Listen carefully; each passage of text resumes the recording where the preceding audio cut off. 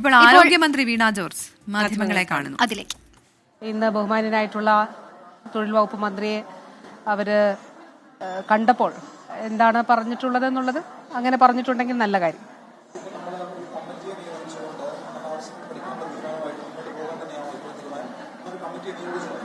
തീർച്ചയായിട്ടും നമ്മൾ ആ മീറ്റിംഗിലെടുത്ത തീരുമാനമാണല്ലോ, അതുമായി മുന്നോട്ട് പോകും. ഒരു IAS ഓഫീസറായിരിക്കും എന്ന് ഞാൻ പറഞ്ഞിരുന്നു. IAS ഓഫീസർ ചെയർ ചെയ്യുന്ന കമ്മിറ്റി ആയിരിക്കും. ഫിനാൻസ് ഡിപ്പാർട്ട്മെന്റും തൊഴിൽ വകുപ്പും ഒക്കെ പ്രതിനിധികൾ അതിലുണ്ടാകും എന്ന് പറഞ്ഞിരുന്നു, ആരോഗ്യവകുപ്പിന് പുറമെ.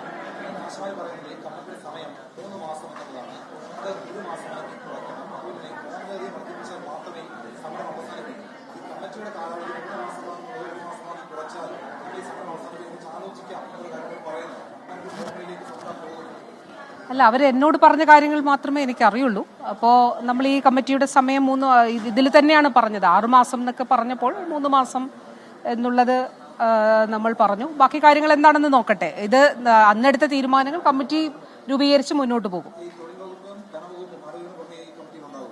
ഉണ്ടാകുമെന്ന് ഞാൻ അന്ന് തന്നെ കമ്മിറ്റിയിൽ പറഞ്ഞിരുന്നു, അന്നത്തെ ചർച്ചയിൽ പറഞ്ഞിരുന്നു. അതിനുശേഷം മാധ്യമങ്ങളെ കണ്ടും ഞാൻ പറഞ്ഞിരുന്നു.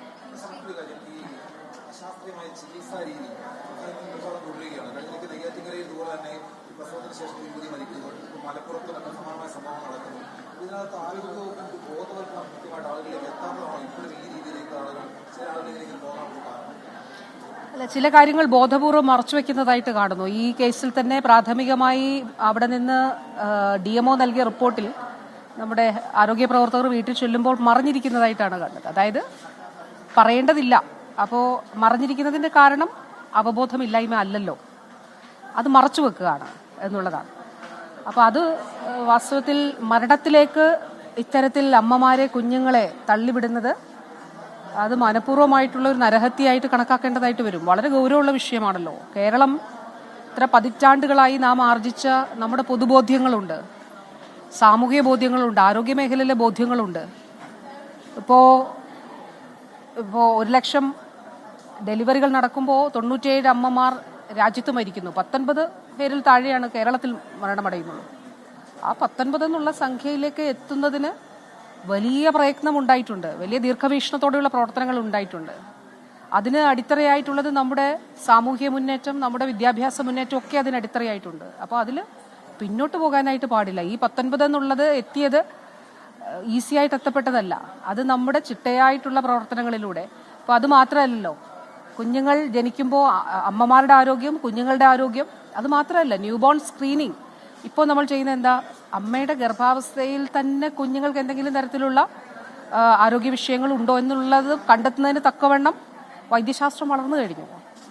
അപ്പോൾ തീർച്ചയായിട്ടും വളരെ ഗൗരവമുള്ളൊരു വിഷയമാണ്. നമ്മളുടെ കണക്കുകളുണ്ട്.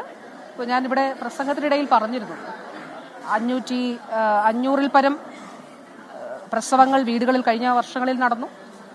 ഈ വർഷം 2024-25 ഒരു ചെറിയ കുറവുണ്ട്. പക്ഷെ ആ കുറവ് നമ്മൾ അങ്ങനെ പൊതുവിൽ ജനിക്കുന്ന കുഞ്ഞുങ്ങളുടെ എണ്ണത്തിൽ കുറവുണ്ടല്ലോ, അപ്പോൾ അതുമായി താരതമ്യം ചെയ്യുമ്പോൾ വലിയൊരു കുറവ് എന്നുള്ളത് കാണാൻ കഴിയില്ല.